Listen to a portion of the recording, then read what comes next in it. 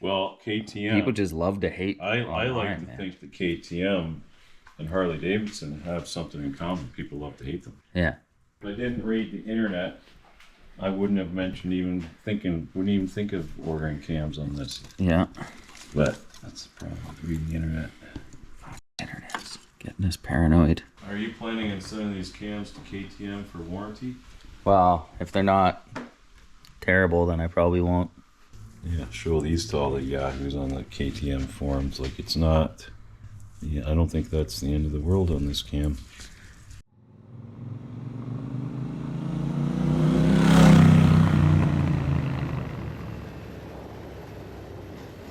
G'day YouTube enjoyers, welcome to my updated camshaft replacement video for my 21 KTM 890 Adventure car. If you want to skip right to the video, just check the scroll bar, you'll see I have chapters there. This here video is a re-edited version of my previous video titled KTM 890R Cam Change, Premature Wear or Premature Repair. I used all the same film for this video, but I've since learned a lot about editing, as you can tell by my enticing cold open. So I wanted to re-release a better version, 4K with chapters and way better editing. It's still far from perfect, but it's a lot better. Keep in mind, this is by no means a step-by-step how-to. It's closer to a podcast with two friends that fix a bike together. It's a format I plan to continue, but I'll improve the filming and the audio. We made a few mistakes while doing this job, especially at the beginning, but we corrected them and I left them in the videos. There's still some great information within those mistakes. For anyone wondering, this repair is a complete success. Shortly after filming this, I took off on a trip from Toronto all the way to Baja, Mexico, about 10,000 miles. If you're interested in seeing any of that film, I've been releasing videos from it weekly. They're all on my channel. Despite the issues with this bike, I absolutely love it, and I plan on buying another one. I know KTM gets a lot of hate, especially lately with these cams, but the bikes are damn fun, and for the kind of riding I like to do, there's really nothing out there right now that beats it. If you have any questions about replacing your cams, checking valves, or even if you're just one of those that like to talk smack and give me a hard time, I'm here for it, so drop a comment. Anyways, here's the video. So we got her all tore down, and what else did you do? Top dead center here? Not yet, but I took the plug out of this plug that uses a 14 mil Allen hex socket to access this right here that takes a 15 mil. And we are going to turn the engine only counterclockwise. Kind of see the war valves in there.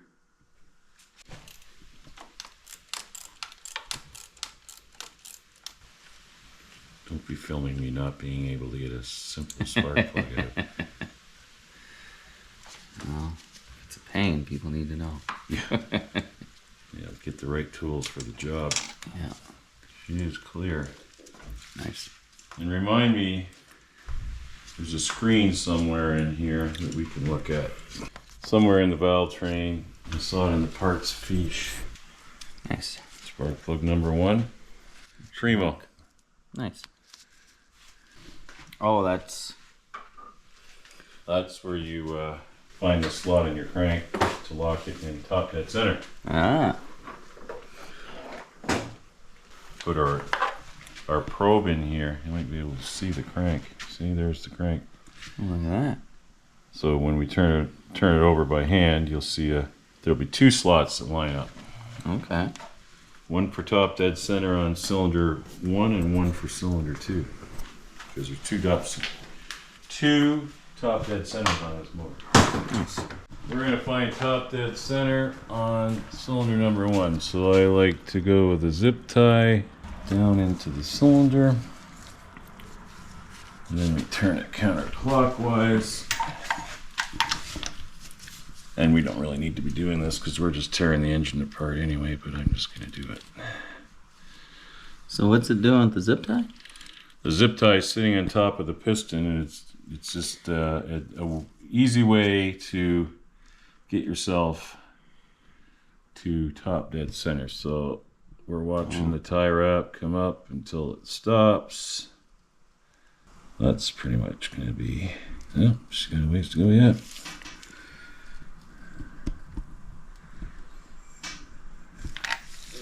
That's probably top dead center there. Here, you hold that, and I'm going to turn it and you see if you see a slot. Okay. No, there's just a little bit of discoloration there. What kind of? Oh, there's the slot. Okay, so I definitely saw that. You definitely saw that slot. It's not on it right now, but. Okay, so tell me when it's on it. Okay. I see part of it, quarter of it, half of it. Just a touch more. Yeah. So now we're locked at top dead center. So that's when you take that nut off the bolt and put it in. It locks it there, right? So yeah, that's where you lock your bolt in there. Yep. So there's your slot. So that's your slot for cylinder 1, top dead center. Awesome. There's 2 slots in this crank because it's got 2 top. I just think that we live in, an amazing time. You can buy a camera like this is just insanely awesome. There's a guy I watch on YouTube, Truck Harder. He's a Canadian. Oh, he's the vet. He's excellent. Yeah, Chucky. You haven't, he put on Mexican 500. Oh, did he? Those guys, yeah. Is he? Yeah, and he's with the E-Rag. Great dude.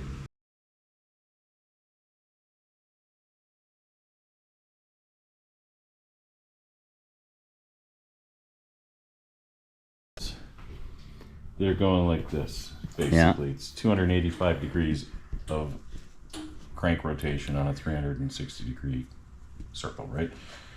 And I think that it must cause vibration. So KTM has put a balancer shaft in here. And not only do we have to time these 2 cams at 2 different top dead centers, we also have to time this balancer to the cams. So that reference line right there, when I put it back together, that line has to be flat. There's an actual gauge for it, but oh, I see. I don't have it. So you see that line? Yeah. That's your reference line. So you go down like this here, and it's got to be lined up when you're at top dead center of number 1. Otherwise, you're going to end up with a vibration. You might not feel it, but it'll probably take your valves out. And I suspect everybody's got these theories why these cams are wearing out, and it could be bad cams, it could be the aggressive ramps on them. But it could also be vibration. I don't know. No one really knows, but that's it. Now we can tear it down. Nice. Tear that down. We're going to pull those cams out. So this is your cam chain tensioner. Alright. Which is what failed on my N90 down in Wyoming. Oh, so that's what got it. Yep. So mine backed off, chain skipped a couple teeth, and then the engine wouldn't run. And I only tried for a second, and 20 hours later I got the thing back to the truck. But sorry, Sean, I'm not much help when I'm filming. I'll give you half the money we make from the videos. That's okay, put that's on video. Yeah. That $5. Oh, I'll be so happy if we make $5. Yeah. There you go. So there's your cam chain tensioner. Okay, so that was it, letting loose? Yeah. We're not reusing this one, but if you were to reuse it, put it in the soft jaw vise, and I usually can do this by hand, but it's not much pressure. Like I said, I could usually palm it down. So there is a spec on this, but me being a true redneck, I just go like that. So this is spring loaded, and it's got a ratchet in it. So when you put that back in the bike up against your cam chain, you take a tool and you push on this, and effectively what you're going to do is release it. Okay. That puts you, so when it's up against the chain, it won't come all the way out. It'll come out. The spring has the correct amount of pressure for cam chain tension.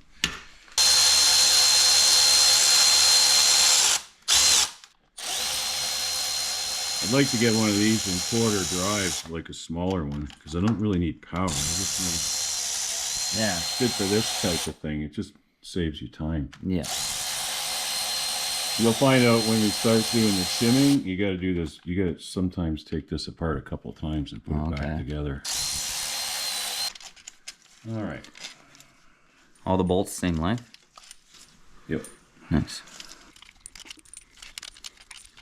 So now, let me take off this shooby dooby. You got a towel to lay down on your bench somewhere? How about a rag? So there's your balancer. Oh. So that's a counterweight that that counterbalances. There must be a vibration to do with the 285-degree cams. Okay. So here's your cams. And you know what? If we take this apart, we might find your cams aren't all that bad. But we're about to find out. Yeah. Can't believe how much I've learned today. Truck herders from my hometown. Actually, they don't look that bad, man. Oh, shit. They looked worse in pictures. They did. Let's see here. I was worried about that. If you lived local to me, I would have taken it apart first. Which has got quite a dip right in here, but they're not that bad. Okay. We can actually compare that to your new cams. Well, then, I don't know. Before this big trip, I'm happy to know it's good anyway. Had to set them, so yeah, I'm not bothered. That's very interesting, man. Are you planning on sending these cams to KTM for warranty? Well, if they're not terrible, then I probably won't. Because I don't think they're terrible, but you're gonna run this bike a long time, so Yeah. And like I said, $1,000 for parts isn't that bad. no, it's a peace of mind. Yeah. Let's take a look down your piston here. All right. Fortunately, I can't do a leak down test because my leak down detector doesn't have the right adapter. Well, there's the top of your Okay. piston. I don't know what that stuff is. That's interesting.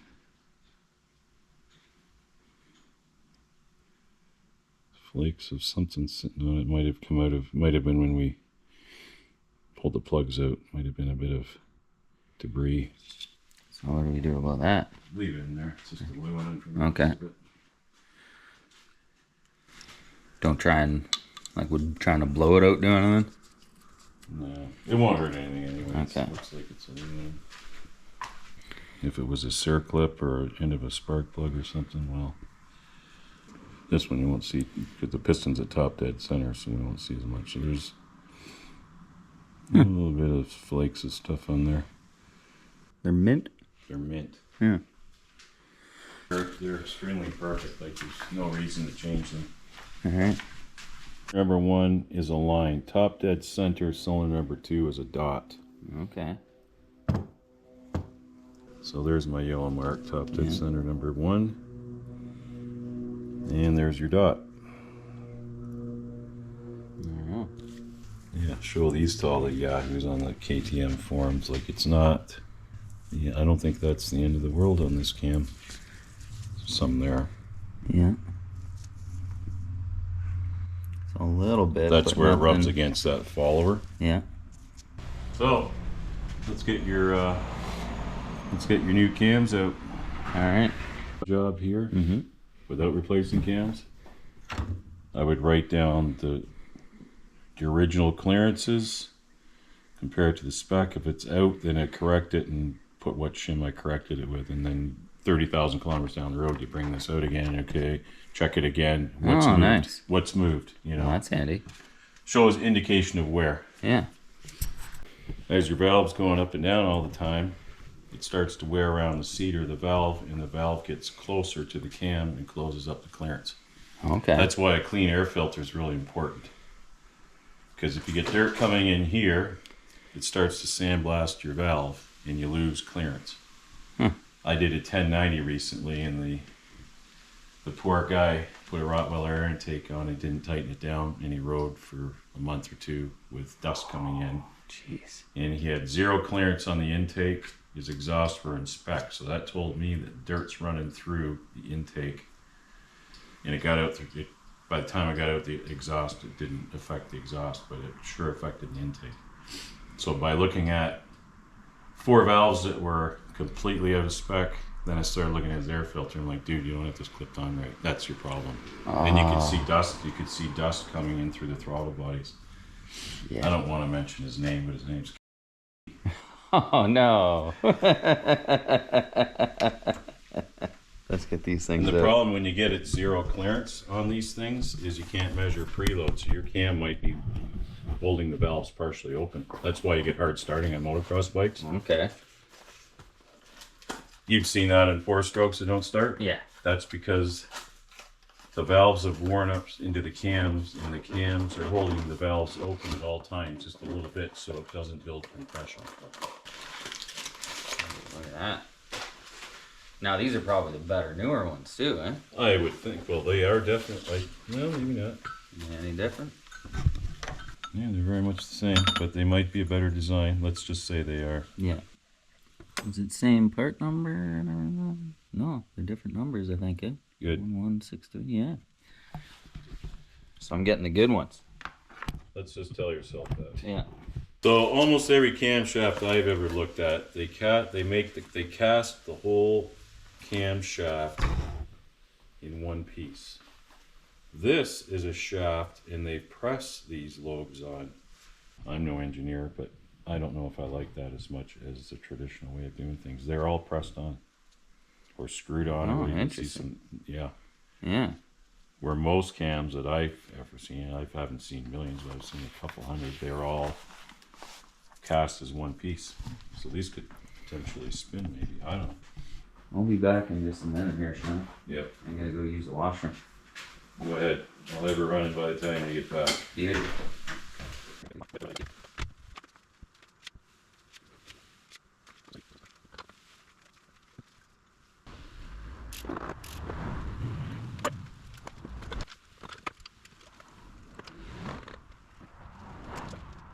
Sheet of paper there. Okay. So this is cylinder number 1, which is your left side. Okay? Yeah. So this is kind of upside down in my opinion, but I'm going to give you 2 readings. So I'm going to do it again just to show you. So I put the new cams in. Here's our spec. It's 0.004 to 0.006. Okay. 3959, 4 and 6. So I'm going to go over here, lay the cam in. I'm going to start with my spec. The tightest spec is number 4. We have 4 thou gauge. We'll check this after everything's torqued down, but this should give me a pretty good reading. So 4 thou fits in there too easy. So that's a good sign that we haven't even changed the shims. These are the factory shims. 5, and I'll get a 6 out. Basically, our range is 4 to 7. So we're going to put a 5 in there next. The 5 goes in there. Wait. Pretty darn easy. We'll try a 6 now. All that matters is that we're in range. 6 is right here. So if the 6 fits and the range is 7, I'm pretty happy with the 6. So right there I got a nice amount of tension. So that's a 6. This is 0.006 in my opinion. So let's try the 6 right away on the next intake. Cam lobe, and 6 does not fit. 6 will not fit. That's too tight. So now I'm going to take my Japanese made proto high quality feeler gauges, and I'm going to go to a 5 thou now, and I'm pretty sure it'll fit because that one felt like it was almost going to go.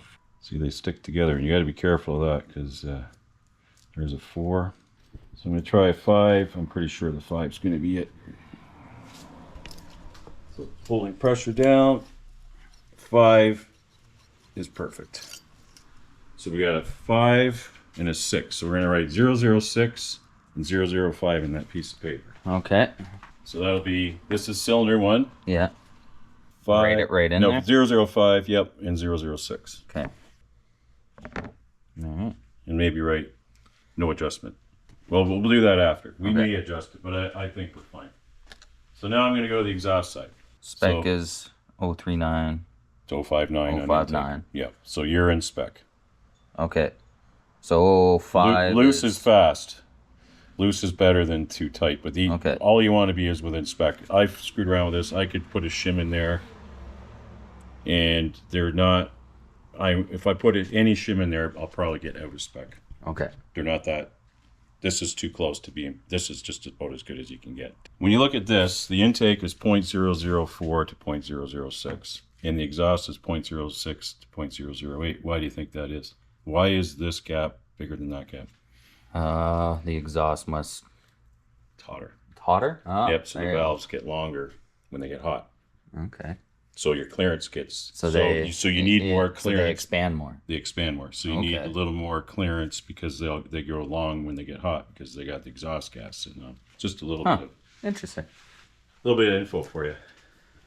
So I'll start at 0.006, which is the tightest range. And we'll go up from there. Then when I was a young fella at Cummins, I would do V16s. Four valves per cylinder, and you had to set the injector. Now, is my dot, see my line, is it lined up with the, remember that mark? Yeah, it's lined up. Okay, so I'm going to start with 0.006. I'm going to go in here, and 6 does not fit. And 6 is, so we got to go to a smaller shim on that one. Looks like we got to do the same here. Okay. So 0.6 doesn't fit. So what I'm going to do now is I'm going to try 0.5. And if it fits, then I'm pretty sure I only have to go one shim down. I think the 5 doesn't fit either. Weird. We should have measured it with the old cams in, because it gives an indication of engine wear. Okay. I was assuming your cams were worn out, so I didn't really get too concerned. This is intake. You know what? I'm doing this backwards. Let's redo that whole video. I'm going the wrong way, dude. Oh. This is the spec, and it actually. So this is the exhaust cam. Yeah, the exhaust is 6. So a 6 on the exhaust. Wouldn't this be the intake? This the exhaust? This is the intake, and there's your throttle body. So I did it backwards.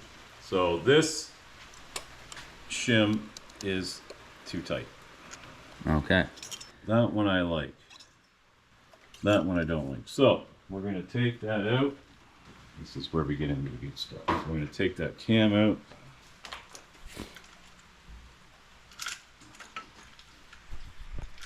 Set this here.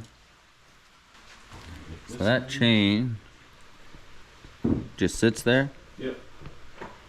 You can't fall in or anything. It's all good. Alright. Take this. And we lift this guy out of the way, like that. And we go like that. And there's our shim. And we need to go one smaller in order to get the clearance we want. Zero that out. And then we'll measure this shim. So this shim, 2.45. So I want 2.4. Well, they make a 4.4. I'll try it. Yeah. So this says 2.44 on it. My measurement was 2.45. When I measured this, this says 2.45. So I'm going to go to 2.40. Okay. Because the Princess Auto gauge might not be exactly perfect. Yeah. So now the shim is in there. We gotta be very careful not to drop it in the motor because that would create an afternoon of fun. There's some kind of fancy reusable gloves, or? What's that, these ones? Yeah. You got little grippies on them? Yeah, they're pretty good. Great for masturbating, actually. Good traction. I'm so selfish that I put a French tickler on inside out.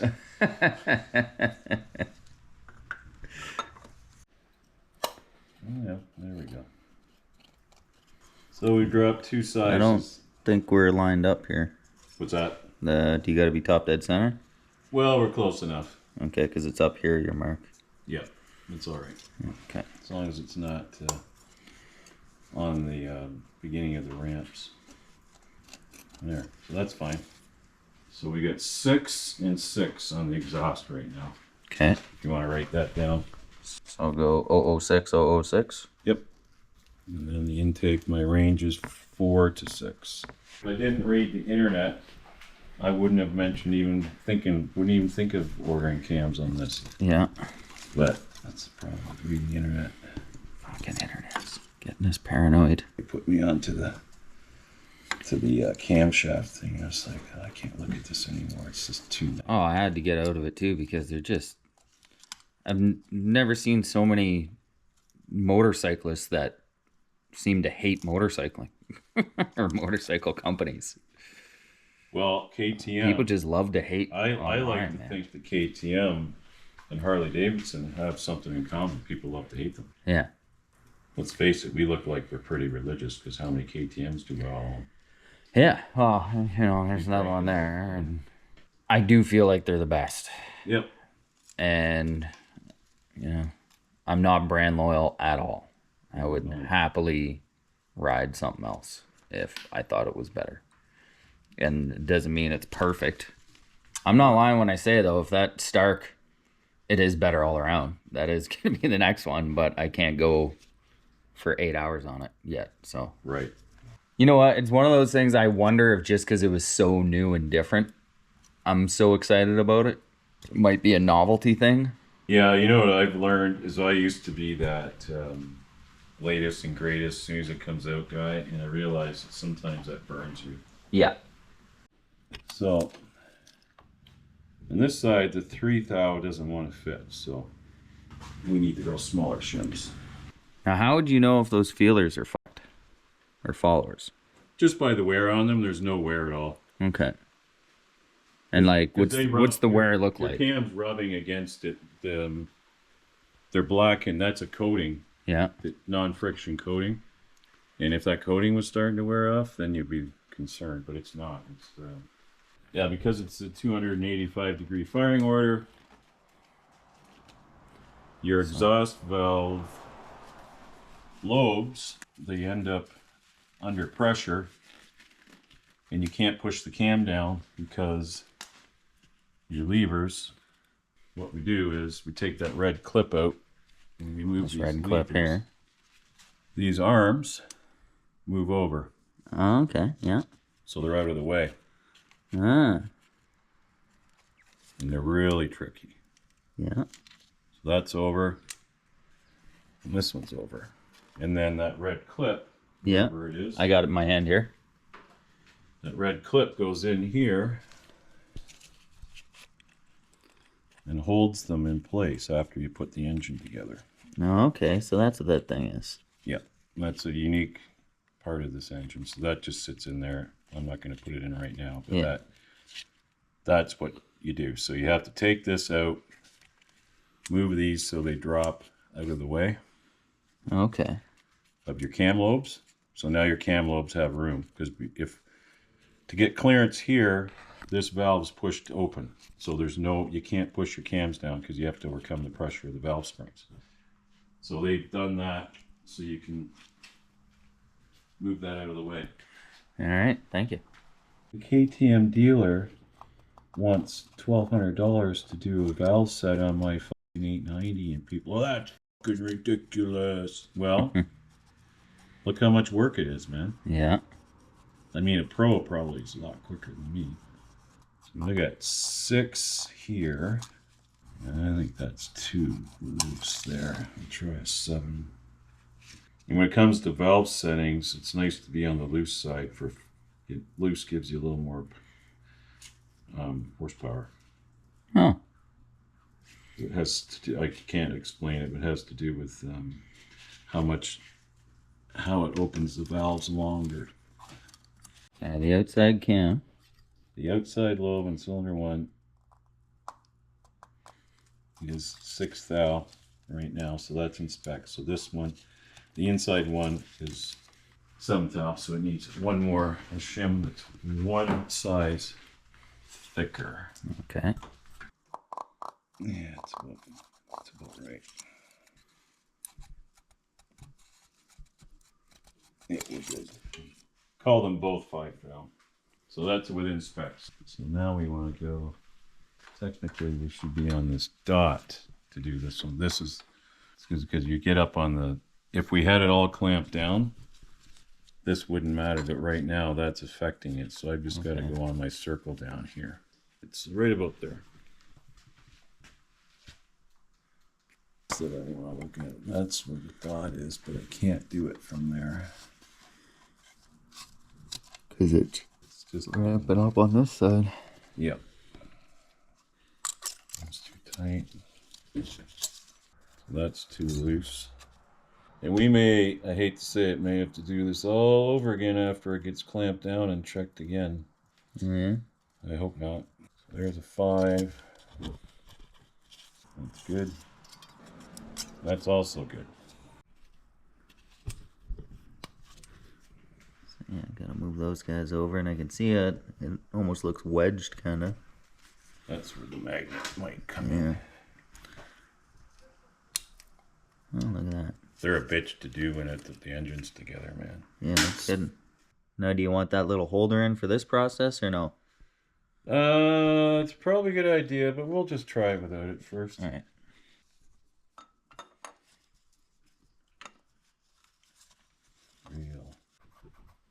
So checking the exhaust on cylinder 1. So that spec is, that's a 6 thou, which is in the middle of our spec. So is that. So this side didn't need anything. Okay. Now we need to take cams back out. We need to move these guys over. Take the chain. We get top dead center on cylinder 1. You take, line this up. So we've got your line here for top dead center on number 1. So we go like that. One more. So that's in line with this. Okay. We want it to be, that mark to be parallel with the top of the head. So that's perfect. So now I'm going to take my other intake cam. We got our line here, the straight line. Grab a cam chain.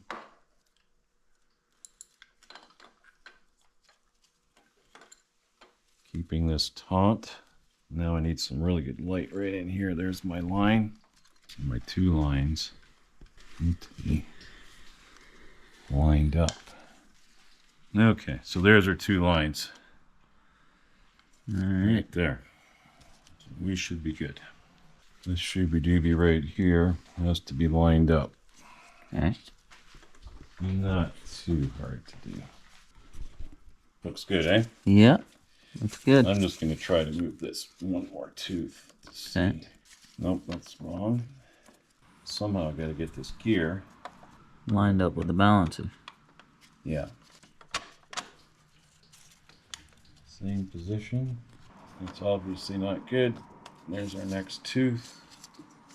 That's good. Okay. All right. That whole thing was to line up that balancer shaft so that line Line's there. parallel with the. I went one tooth both ways and it was off. Now it's close. I can't get any closer. And when we put the cam chain tensioner in, Yeah. it'll probably move it even that little bit more. Okay.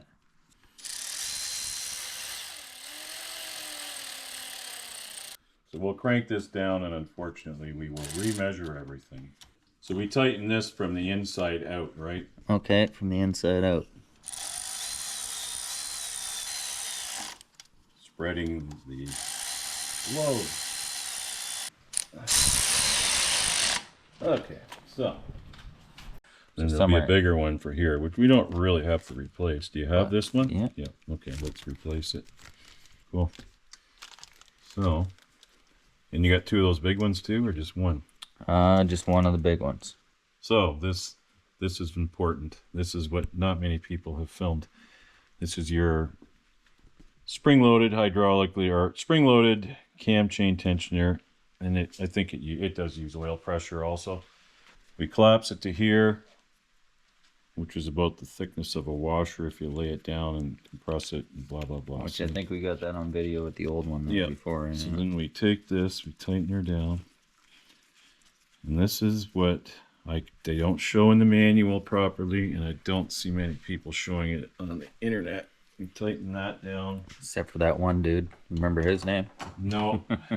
But if I wish I did. And then we go push this pretty hard.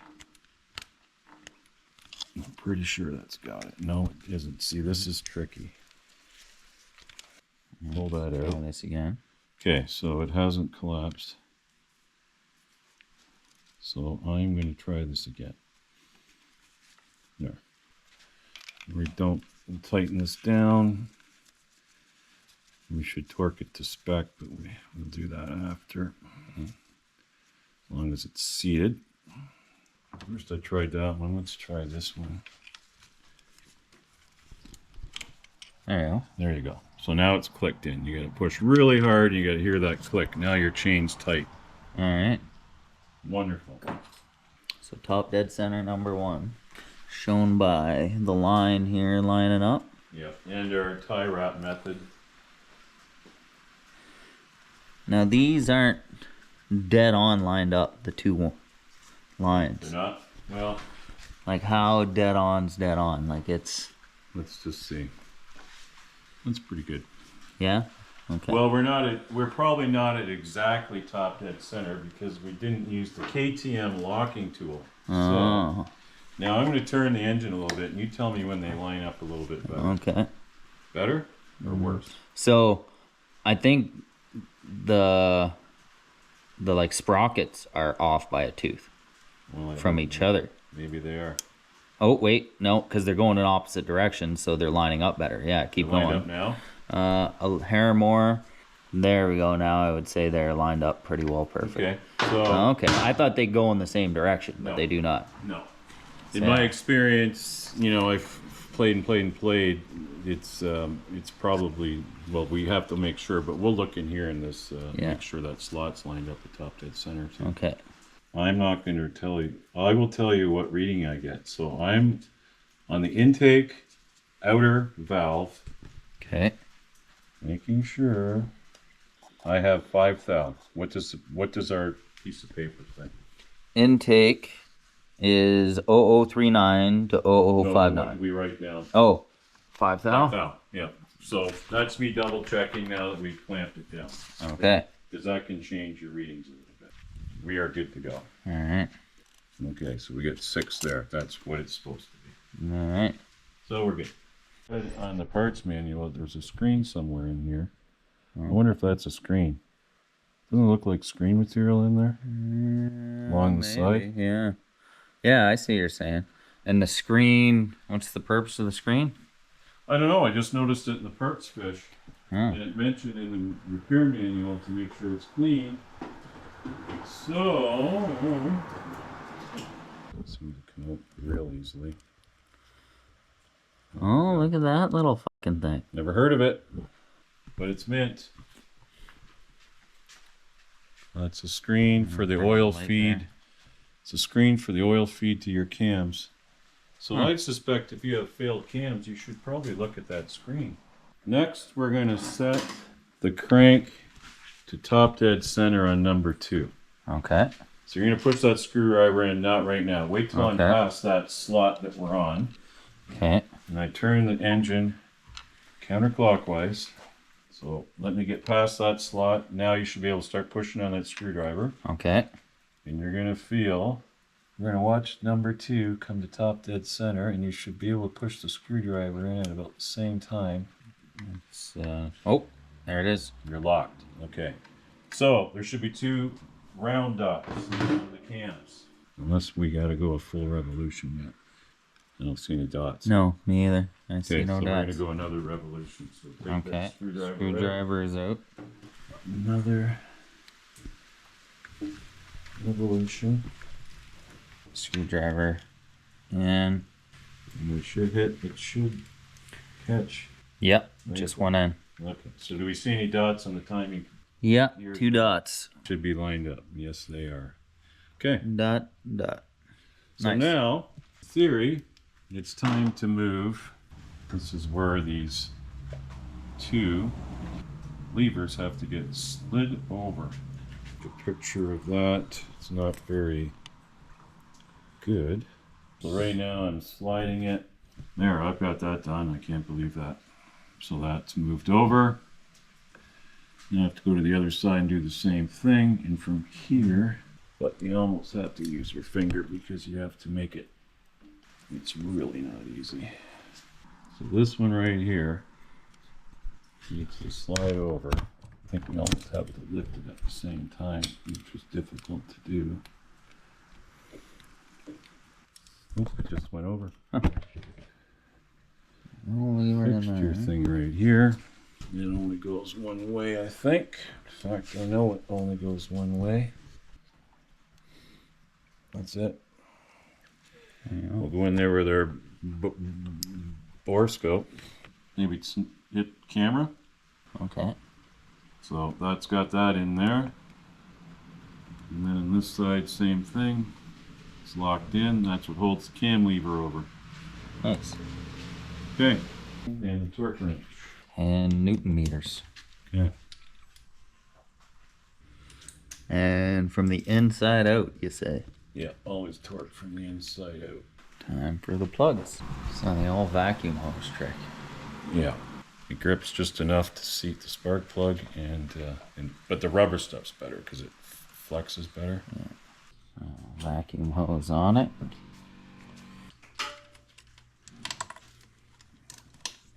This. Just put it on dry, no lube or anything. Yeah. Look at that. You just gotta push firmly on it and twist at the same time. Like that. Yep. Click. Yeah, they're pretty cool. My 1090's the same like that.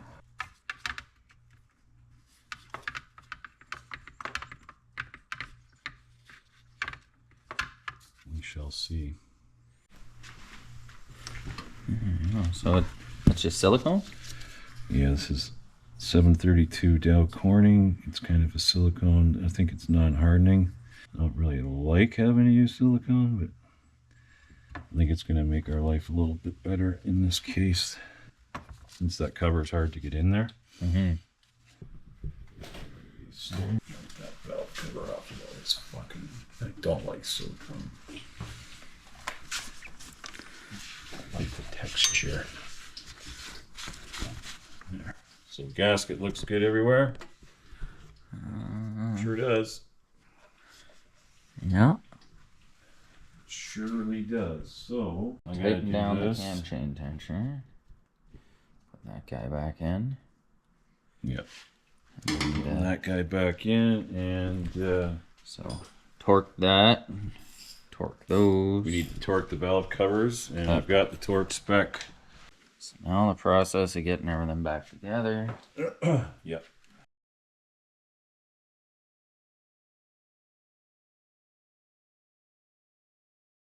Good thing or a bad thing, we're about to find out. Yeah.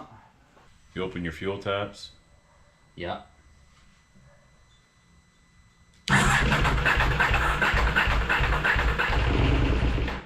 Start.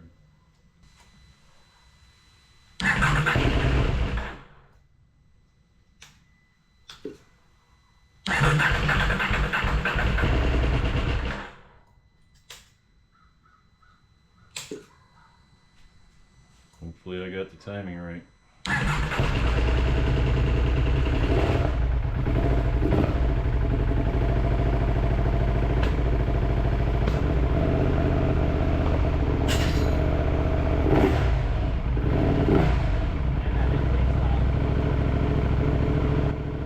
Timing's right. Didn't sound good at first.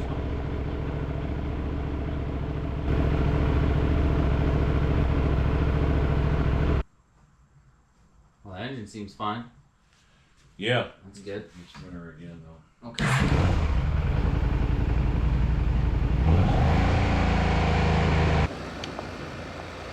So there you have it, a successful cam replacement on an 890. And believe me when I tell you that it was a success.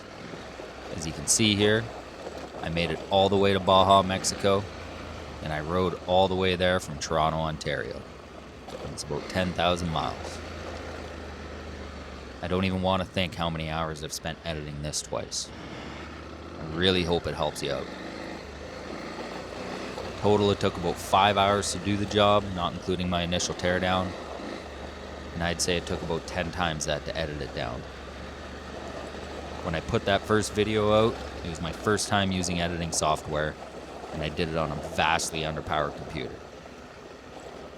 If this helped you out at all, the only thing I ask in return is to hit subscribe, maybe check out a couple of my other riding videos, and you'll see this bike in action. Thanks everyone for watching, and a huge thanks to Big Sean. He drove about 5 hours to come up and help me with this bike. I really appreciate it.